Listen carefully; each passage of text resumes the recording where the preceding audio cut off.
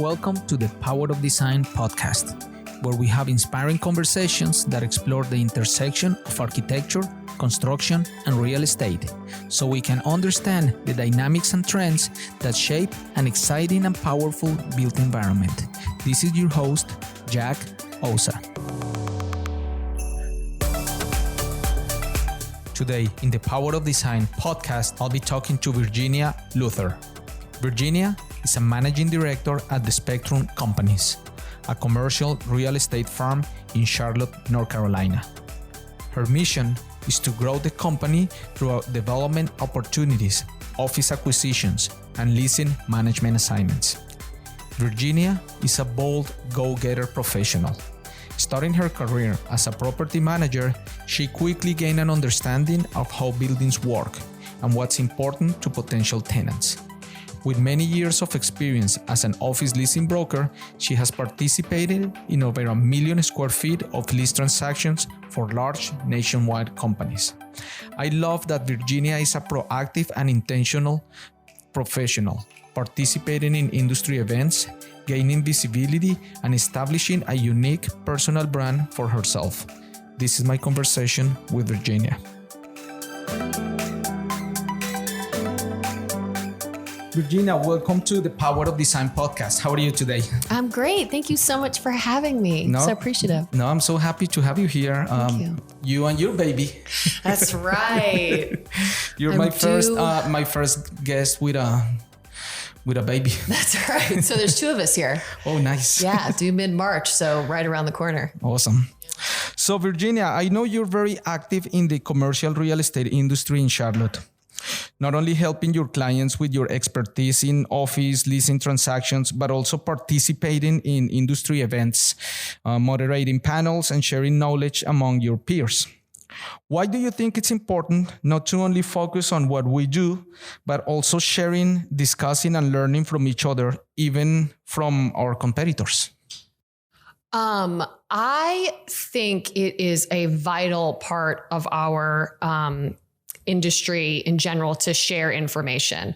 I am huge on sharing information that I can share with people and as well learning from other people, because if you don't share something relevant, someone may not share something with you that you didn't know. So I think it's really big to stay very involved in the community.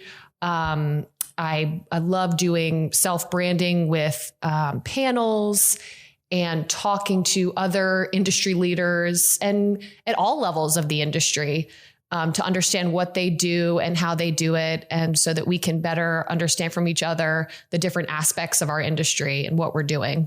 Yeah, and it's working because I've seen your face. I see newsletters, I see videos that are happening, events, and you're always up there.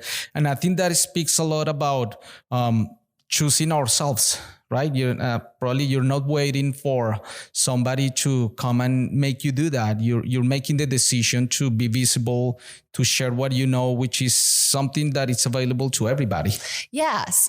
I think it's very important. I mean, just like you're doing with this podcast, to brand yourself as somebody that knows what's going on and is a part of what's happening. And so I think it's a big deal to be very present and very active consistently to help build your brand, because it also helps build your company brand as well. Yeah. So attaching yourself to different events and projects. It helps your visibility, your clients, your learning. Absolutely. Your, helping each other. That's awesome. Yeah. Tell me about yourself. Where did you grow up? Yeah. So I grew up in New Orleans, Louisiana. I grew up actually on, if you're familiar with New Orleans at all, on St. Charles Avenue, which is the street that the Mardi Gras parades ride down. So cool. I grew up around a very, and whatever you think about New Orleans, some people say, New Orleans is dirty and it's smelly. You didn't get New Orleans. New Orleans is so much more than those things. It's one of those cities that's really not a city. It kind of like lives and it's in your blood. It's just one of those places that has created something extremely special I think it's one of the most amazing cities in the world, but obviously I'm biased. But so I grew up in New Orleans, and actually there's a quote. Chris Rose is a journalist, or was a journalist with the newspaper. And he wrote a quote about New Orleans that this is like how I live my life. So basically he said, we dance even if there's no radio, we drink at funerals, we talk too much, we laugh too loud, we live too large, and frankly, we're suspicious of others who don't. That sounds like fun.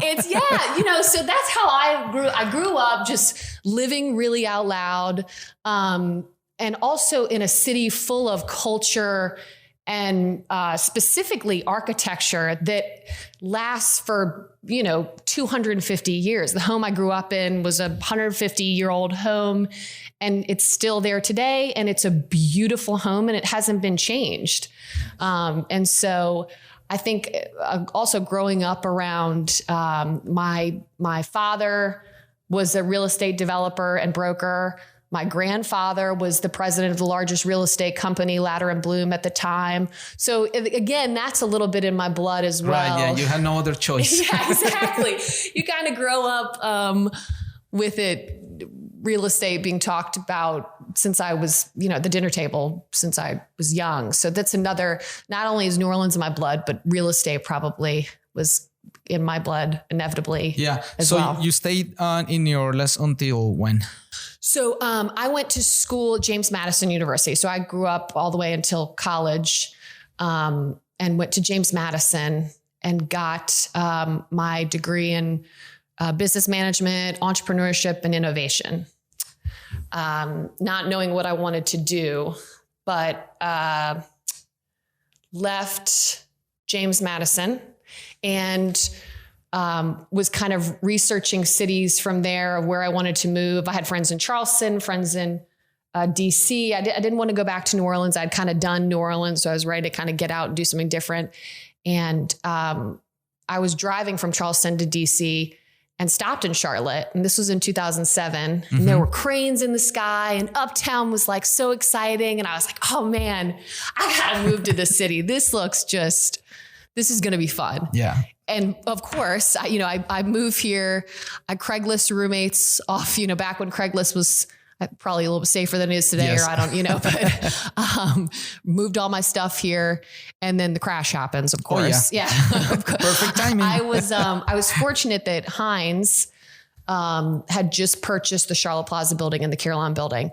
And I got the last job they had available, which was a kind of like assistant property manager at the Charlotte Plaza building. So luckily I got a job and was able to hold through it, but the city did not take off in the direction I thought it was when I first moved here. Right.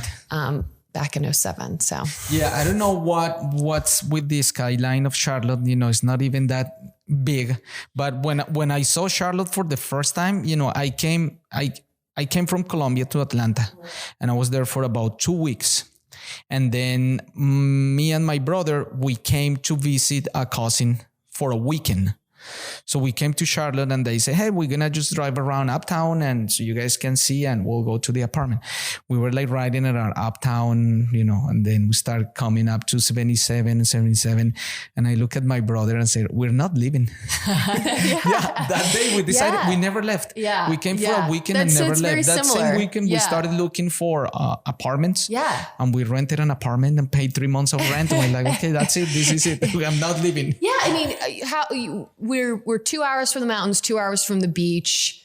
I remember when I was kind of doing a little bit of research after I stopped in Charlotte and was like, oh, I'm not going anywhere. Yeah. But it kind of had all the right makings for kind of that next city. And it had, it checked some great boxes. So yeah, I think I don't have like an explanation why I felt that way, but I think it was more my personality. Yeah.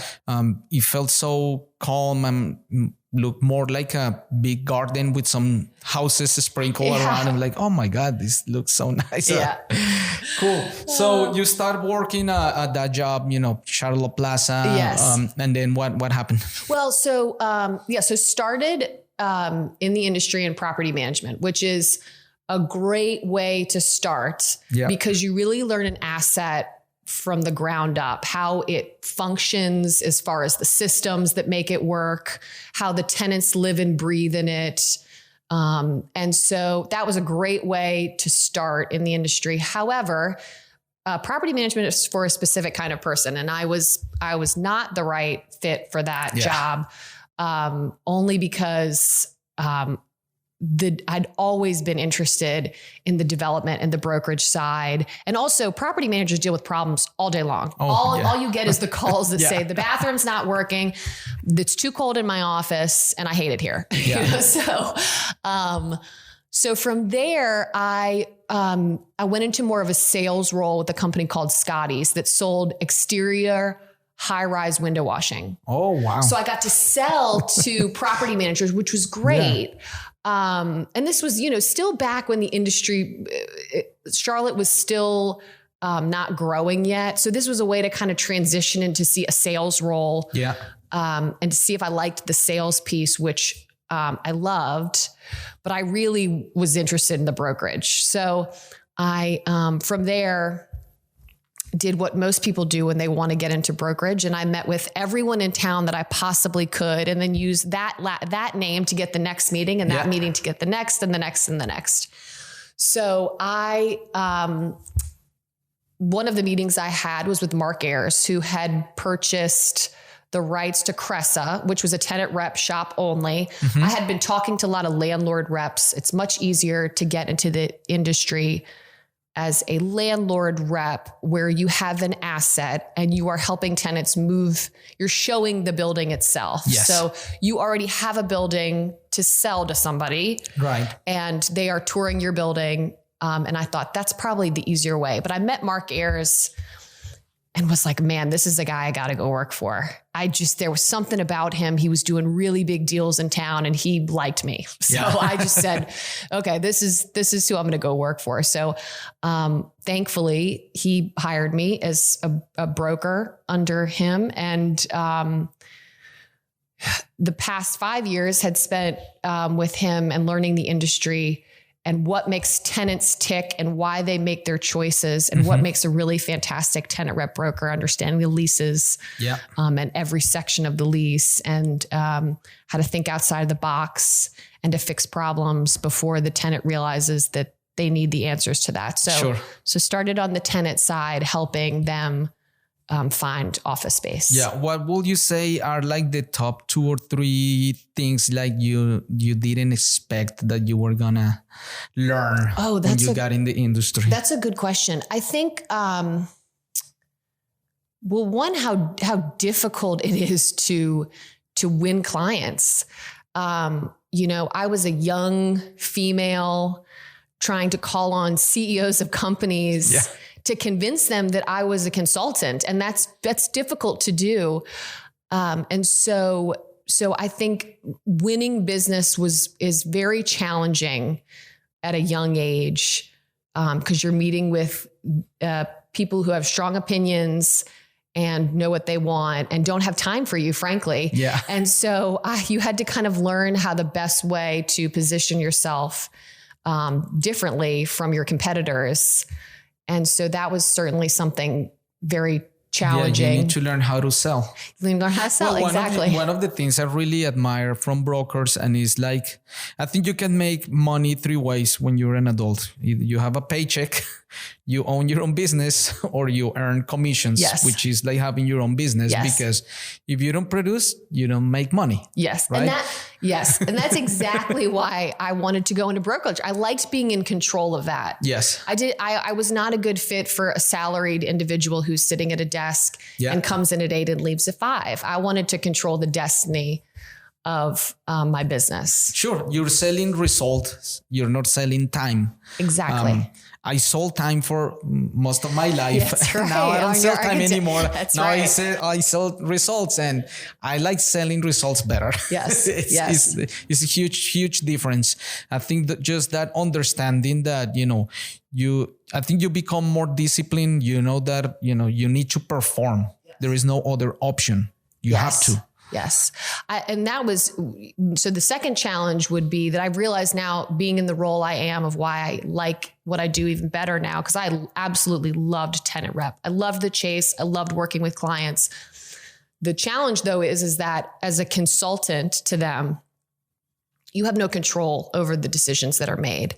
So my job was to put the best options forward, negotiate the best deal possible so that that transaction was exactly to their expectations. But I could give what I knew was going to be the best for this company, and people will make other decisions based on other reasonings. And there's a lot of times you don't know what's going on behind the scenes when you're helping companies with that. But something that was very challenging was that I had no control. Yes. Well, we don't have control of anything. That's right. We can talk about that. We can do our best with what we have, but there's not much we can do.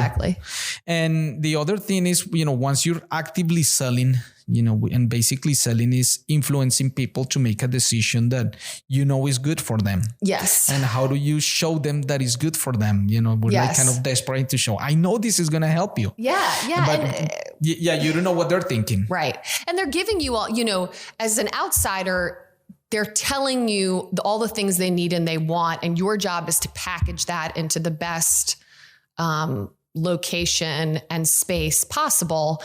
And so that's your job. And a lot of times clients tell you one direction, but they really mean another, and you have to kind of change with those. So, it's selling what you think is best for them based on what the information they've given you. I would say that people don't buy products or services. They buy experiences. They buy how you make them feel. They buy emotions. Absolutely. And when people are making buying decisions, they make those decisions with their heart, like their mind. They take the numbers and it makes sense. But the buying decision, when you say I buy, that's their heart. It's very emotional. 100%. I can't tell you how many times we would go on a tour and a landlord rep would show us a space that was literally in a building that was perfect for the client. I'm like, we've hit the jackpot. This covers everything you guys need. Yeah. Beautiful views, great location, exactly where you want to recruit.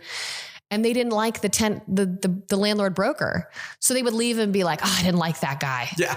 And I'm like, but what'd you think of the building? And they were like, I don't know. I just, and instead of making the decisions based solely on the space and what's right for the company, they might, or the polar opposite would happen, where a landlord rep would be so charismatic and do such a good job of answering all of the questions that the client had, if they really had a concern about parking, or they really had a concern about, but where are my employees going to live? They would answer those so well that the space was not a great fit, but they did such a good job selling it that they left and go, we have to consider that. And I'm like, what? No. This is, so it's kind of the opposite. Both would work. Made them feel good. Exactly. So so you're right. People make decisions based on more emotion and connection. A lot of the times. So what do you think is the most important skill of a broker? I would think the most important skill is listening, and really listening, and being able to read people very well and make sure that you can answer the problems or the things that they're looking for. So I think a lot of times people listen. Another example, and not for these poor landlord representatives that I'm talking about as general, I feel bad, but a lot of times you could go and say, hey, this is what kind of we're looking for. And they just start talking in their own direction, and they're not really listening to the need of the tenant. And so I think listening and being very detailed, good follow-up. I mean, there's a lot of things that make. And I bet there are many instances where people ask for something that they don't need. 1,000%. And being able to, they don't know what they need. Exactly. That's the first thing. Right. And that was part of being a tenant representative broker, was that, reading between the lines a little bit. And so if they don't know what they want, really helping to guide them to get those answers. A lot of times someone would say, I don't know if I want to buy a building. I don't want to lease. What should we go into co-work? They just have zero direction. So kind of like asking the right questions and getting the responses to formulate, okay, these are the next set of questions, and making strategic choices that benefit their business. So, yeah. Tell me about what's your role today. Where are you working? What's your plan for the next couple of years or so? Yes. So like meeting Mark Ayers, I was very fortunate to meet Daryl Dewberry as a mentor of mine that I met through UNCC. I did the master's program there for real estate at the Children's College School of Real Estate, and met Daryl through that, and then continued to stay on him for coffees and just as another great mentor and person I looked up to. And we had been meeting a few times, and at some point he kind of was like, "Look, I know you're happy, but I've got something I want to talk to you about." Yeah. And I was like, I've got this great mentor in Mark, and I'm really enjoying what I do, but go ahead, tell me what you got. When he told me what he had, I was like, oh my gosh. Oh my God. I'm just pinching myself about this job. So, I was hired as the managing director of Charlotte Commercial. So my role is to grow the company on the office space side. So you're talking about Spectrum, right? Spectrum. I'm sorry. Yes. I probably should mention where I work now. The Spectrum companies. So my role is to grow our, office acquisitions and development opportunities in the city. We just closed. Easy. Yeah. Right. Well, when he had mentioned they closed Fund 2 that they had raised, and they have all this money to spend. And I said, yes. My eyes are, just sparkling with excitement about going out there and looking for the next big office development. And the second piece of that is to help oversee the leasing and management and to help grow that business sector. So, there is a gentleman like in Raleigh that basically does my role as well. And so they've hired somebody for Charlotte to do that. That's exciting. It's very exciting. I think once you're presented with a challenge and an opportunity, and then you have all the experience, I call it the sweet spot when when your skills meet that opportunity and that preparation, and then it's your time to execute. I was really, really fortunate that the stars aligned for this job, because you're right. I had the property management background that I'd started my career with. I had the sales, I had the brokerage, representing tenants and knowing what tenants really want in the market. And so that translates really well into this role of looking for the next big office opportunity and what tenants want. And so a big piece of why I was hired is we have a new development, Vantage South End, which is over 600,000 square feet of office, 11-story office buildings, retail on the bottom floor, a parking deck with a hotel on the roof, and a big urban park in the center.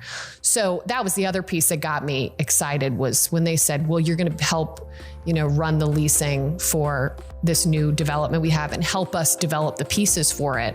I was just, Let's do it. Yeah.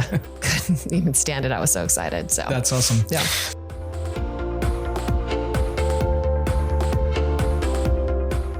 We'll be right back with more from the Power of Design podcast.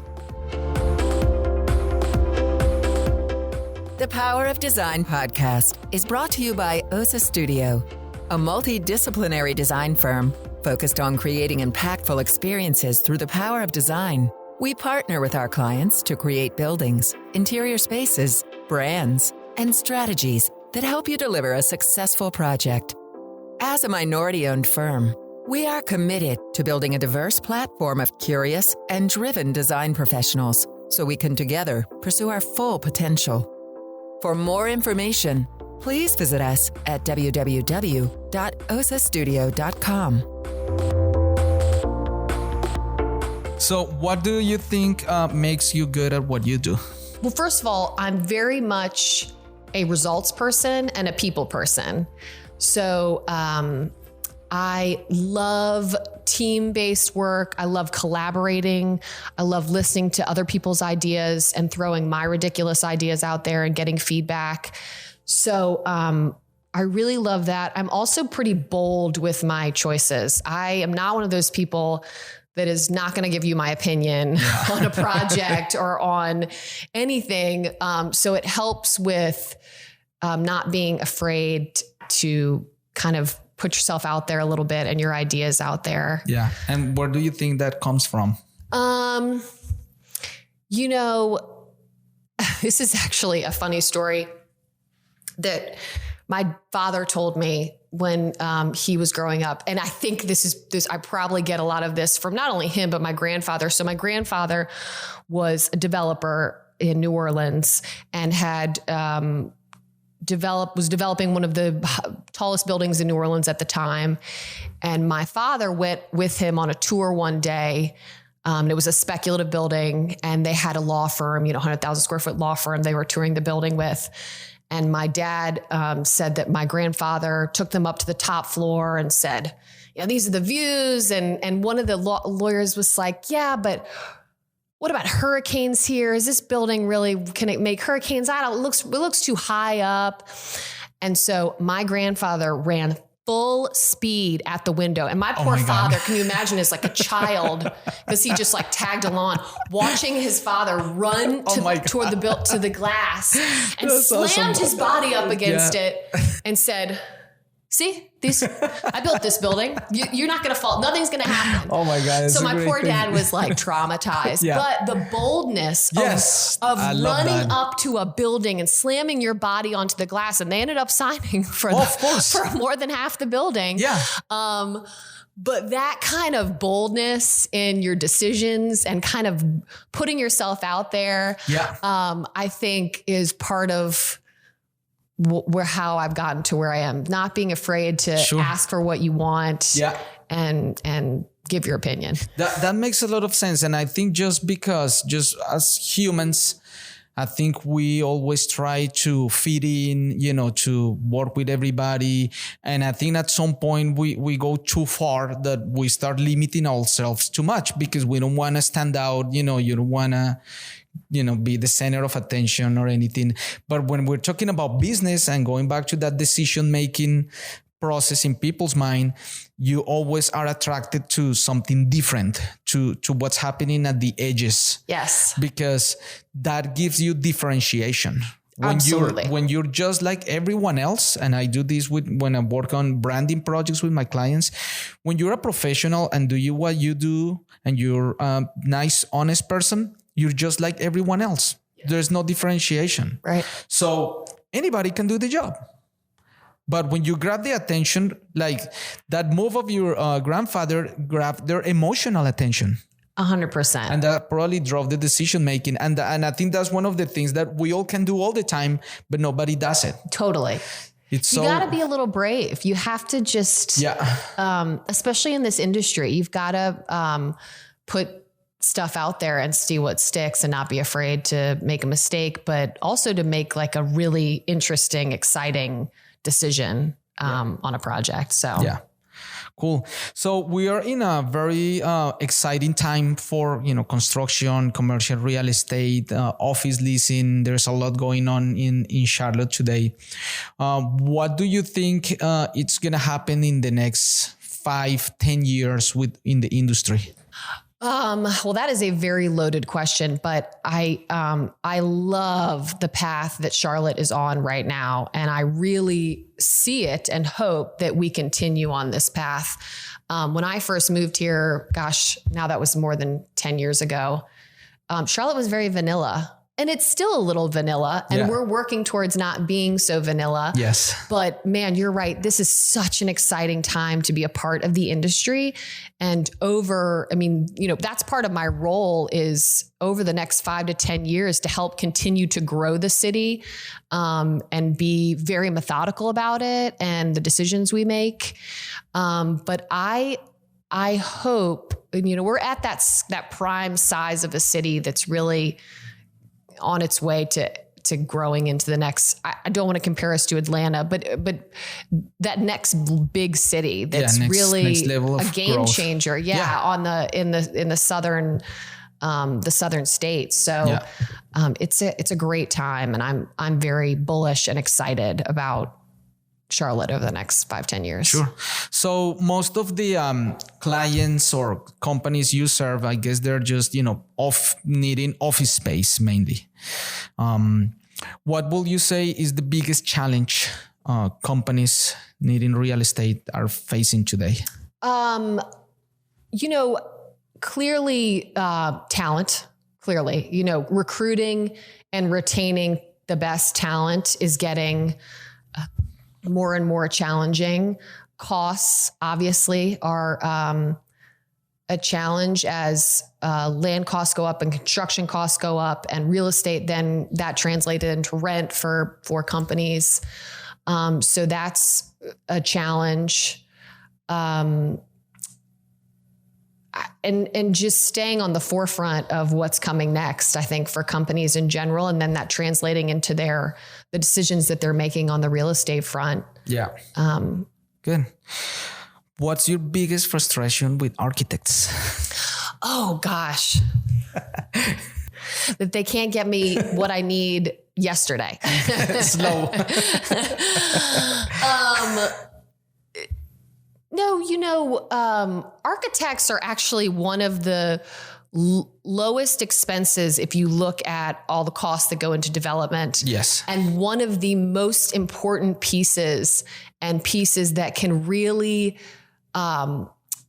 be game changers on a development, the marketing of it, the structure of it, the design and the look and the feel. So I think that for so long, architects aren't given enough attention to that process. And Spectrum does a fantastic job of spending a lot of time in that area. But I think a lot of, in general,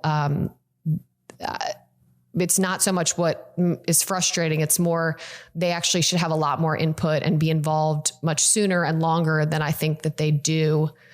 I think a lot of times developers have, their GCs, their architects, the different people they work with, and again, Spectrum does a great job of this, but don't have everyone in a room as a partnership from the very beginning. Yeah. And so not having that circle of communication all together consistently is really important to make a successful project that will last the next 100 years, hopefully. Oh, yeah. I think overall, the whole profession of architecture, I don't know exactly why, but along many years, I think the value of the design that the architectural design that is brought to the table is being devalued in society in general. When you talk about a doctor, a lawyer, and you like talking about, money, architects, no, let's just a little bit. And I think architects kind of gave up and started accepting a very low payment for the real value that is brought to the table. Yeah. And to the point where it's hard to make a lot of money. Now that I've been practicing on my own for 3 years, sometimes I go to compete for projects. When I kind of see what the fees are, I'm like, give it to somebody else. There is no value in doing this. Yeah. And that had made me create more services within my business that really exercise the value of design, because I think that's what's being lost in the profession. Yeah. I think most architects sell drawings, permits, and construction packages, but they don't sell design. They don't know how to sell it because they don't even value what they're selling, maybe. Yeah. And I think that's why I created the Power of Design podcast, because the power of design is real. And as you said, a great design can provide value that can be worth millions of dollars. But how do you measure that, right? But I think we don't do a good enough job, one, understanding what we have so we can explain it to the potential, clients that we're going to have. Yes. And as developers, you're spread very thin. There are so many things that I have to do during the day in so many different directions. And so you're right. It's probably not translated appropriately, because if I find some site in South End and I go, man, a creative, cool office building will look great here. Well, that means nothing if I don't want just plans. I don't need you to just throw plans out. I need like a really interesting, thought out, cool, long-lasting design for this building. Yeah. And so whatever I might have in my head means nothing at the end of the day. And I can't create something without someone coming up with something really interesting to put there. Yeah. So it's it's very powerful. Yes. Yeah.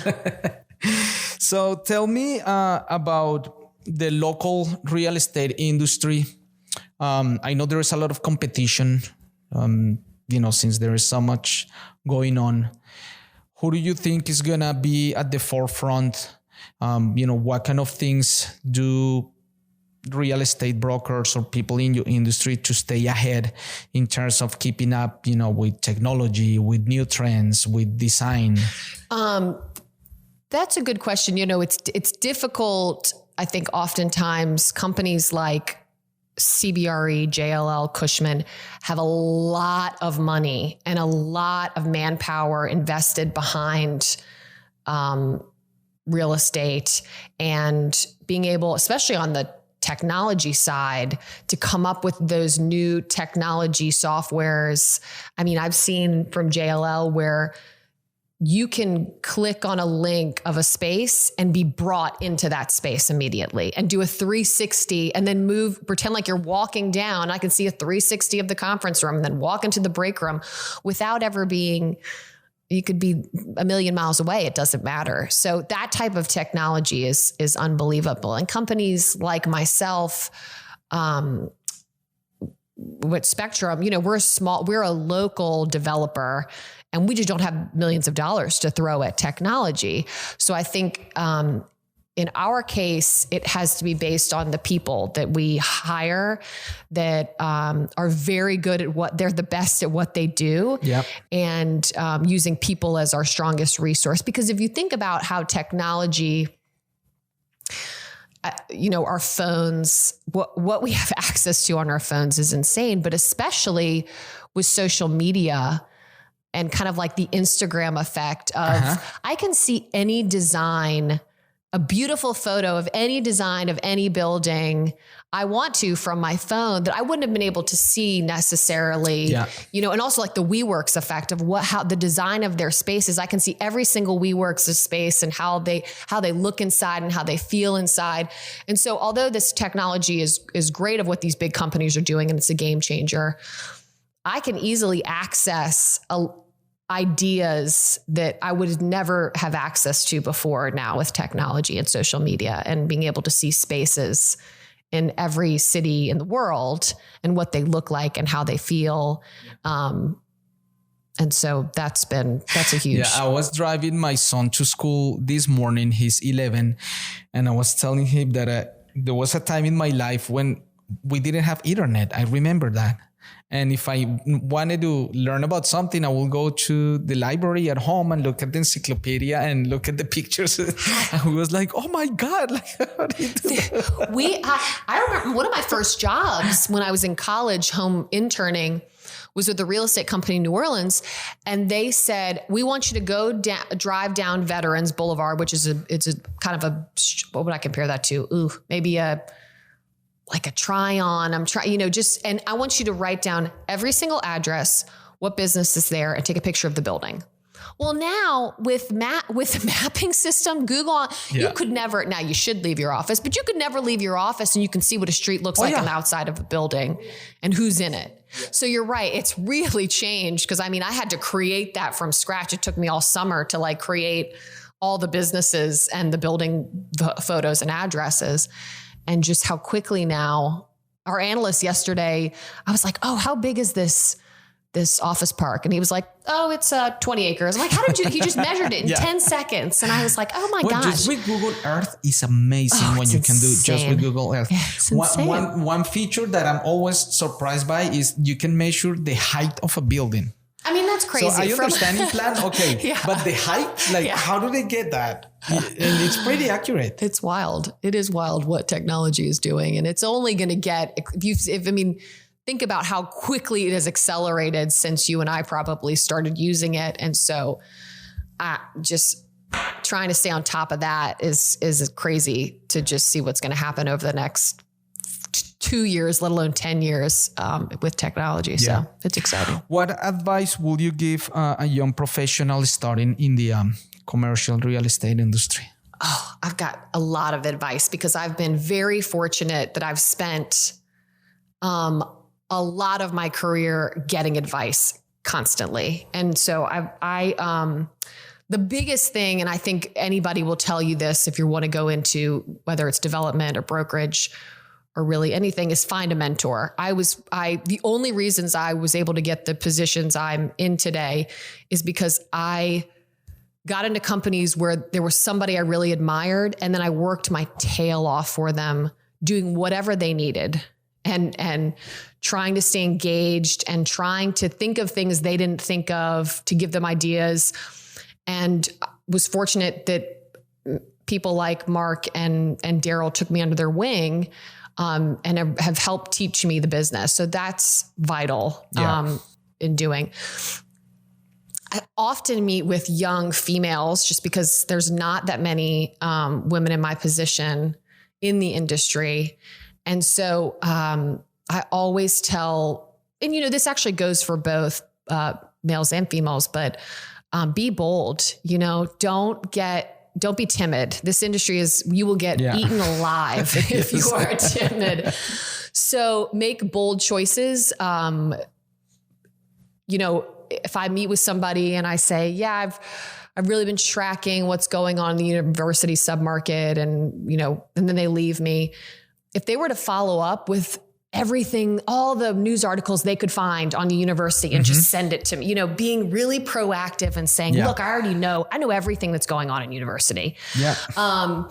I also don't see a lot of follow-up too from a lot of people I meet with. I say, follow up with me. I'll get you, if you want another meeting with somebody, if you want a list of people, if you ever want to talk again. And a lot of people don't follow up. And I think follow through is huge getting into our industry because it is very competitive. And it's also not publicized. Another thing, a good thing that I think is to do is to not specialize right away.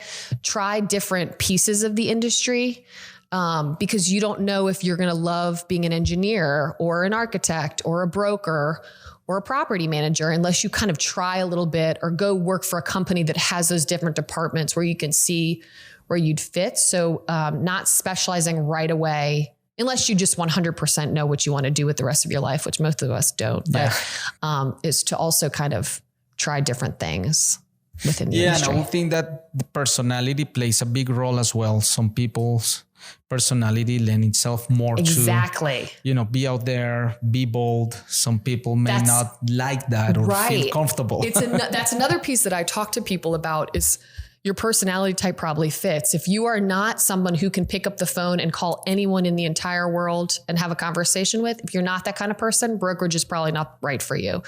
But an analyst might be. If you're really great with numbers and you like seeing, reading pro formas and understanding returns, then you might be a great fit for an analyst. And those are really prized in real estate companies. So there are a lot of different avenues you can take within the industry. And then another thing is pursue higher education and pursue growing your knowledge base all the time. So that's another piece that I think if you want to be a broker, get your broker's license.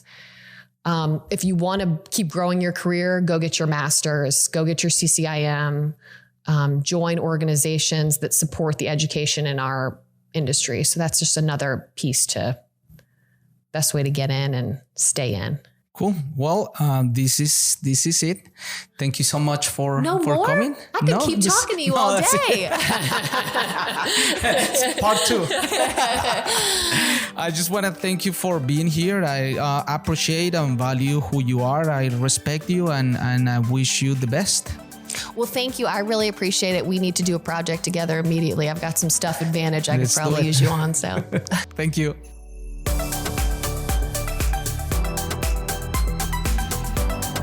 Thank you for listening to the Power of Design podcast. Remember to rate and review on Apple Podcast, Spotify, or wherever you listen. Find out more about Jack and Osa Studio at osastudio.com and follow us on Instagram at the Power of Design podcast. Thank you.